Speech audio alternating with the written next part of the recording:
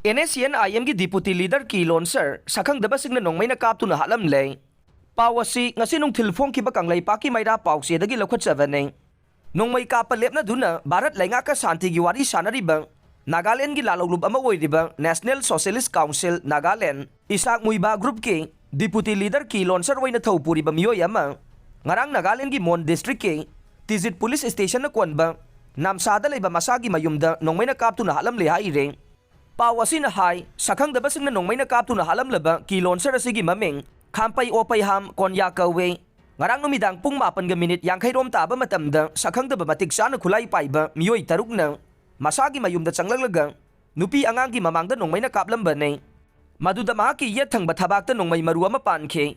Masugi matungda, layang na bagida mag-hospital da purak pagilambida lay kidavan ni haire.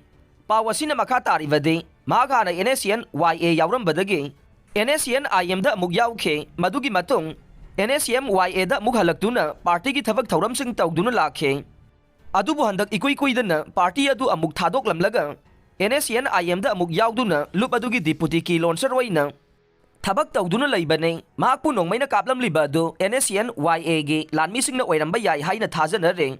Misi asigi matang da Nagaland gi TZ Police Station na case ama lakwatuna makatabat hizin humzin bagi thabak sa thaba haukre. Haujik phawbagi oinadi mahakpu kanana kari maramgidamakta nongmay nakapto na halamba no haiba khangba ngamdre. Loina na mahakpu halamba kangbu adunasu claim tawrakpa laitri haire.